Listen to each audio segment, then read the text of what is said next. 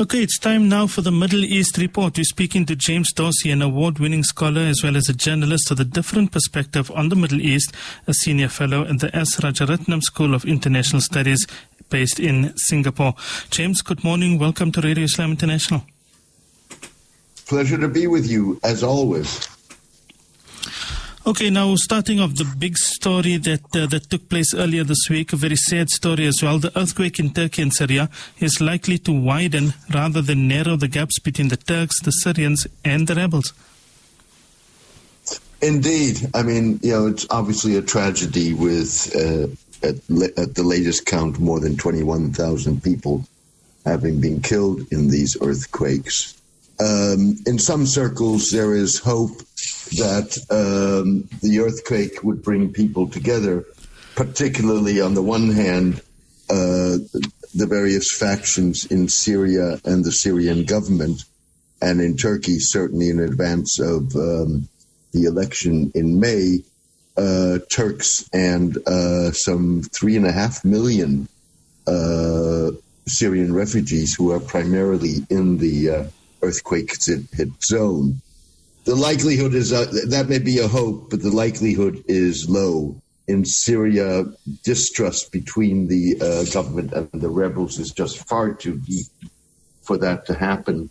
On top of that, the Syrian government has no real capabilities to deal with this crisis, and to the degree that it will be able to aid, it's going to be helping those people that support the regime of Bashar al-Assad rather than those that oppose to it. And on the other hand, in Turkey, this is an economic disaster. Rebuilding is going to cost a fortune. And so the depriving Turks of economic benefits is likely to deepen rather than bridge the gaps and animosity that we've seen in the last year. And then, James, the world's largest Muslim civil society movement puts Muslim scholars on the spot by calling for new fiqh or jurisprudence that abolishes the notion of the Caliphate. Indeed, Nahdlatul Ulama, which is Indonesia and the world's largest civil society movement, with some 90 million adherents, gathered this week international scholars from across the globe in Surabaya to discuss the question whether or not the concept of a caliphate, that is to say, a unified state for all Muslims across the globe, was still relevant, or whether or not that should be altered in fiqh and in Islamic jurisprudence.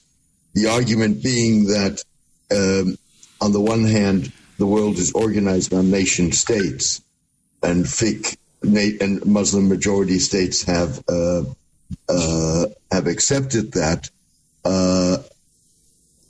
and at the same time, what you're seeing, that support for a caliphate is not only shared by Muslim majority states, at least, or in any case by many prominent Muslim scholars, but also by militants and jihadists like Al-Qaeda and the Islamic State. And there's a need to, if one wants to build stability, there is a need to eliminate the fiqh basis on which militants justify their actions. So this is quite a revolutionary move. I think what we're going to see is that Nahdlatul Ulama, which has religious authority of its own, with tens of thousands of Muslim scholars, will probably issue a fiqh al-Hadara, called fiqh, or the jurisprudence of civilization, and then hope that others will follow it. Okay, now tensions spill into the open amid doubts of continued Saudi financial support for Egypt's troubled economy.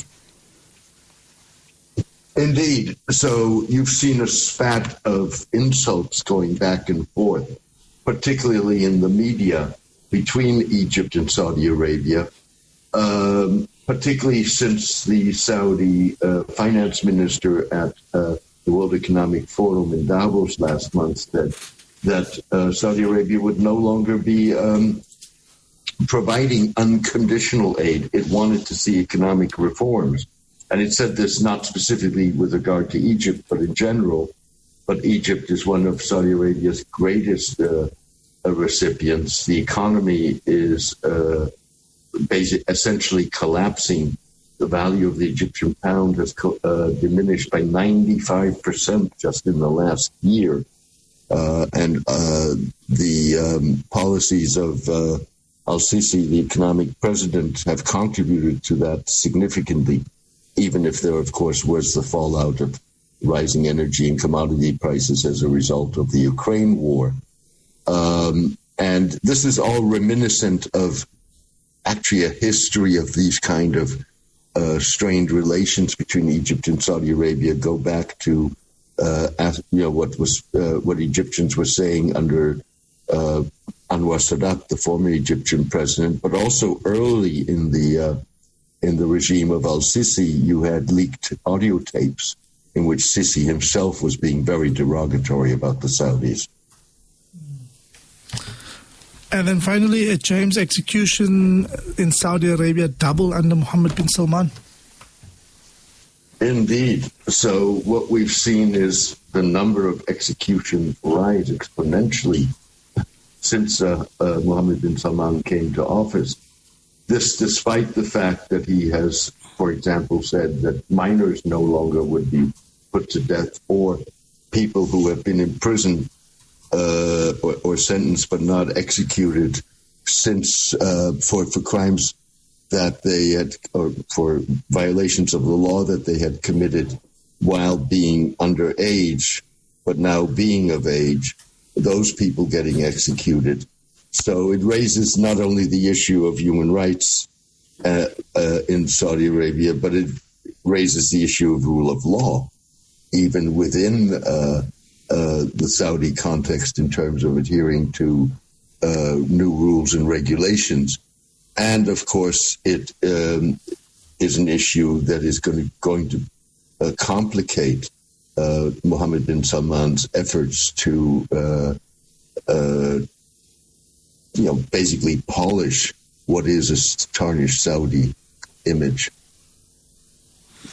Yeah, that is very concerning. It's not just the numbers of the executions that have doubled, or as you said, the ages that is very controversial. But I think the reasons even of the amount of people that have been that have been executed, the reasons why they have been executed, the crimes that they have allegedly committed, that in itself is very doubtful and very controversial.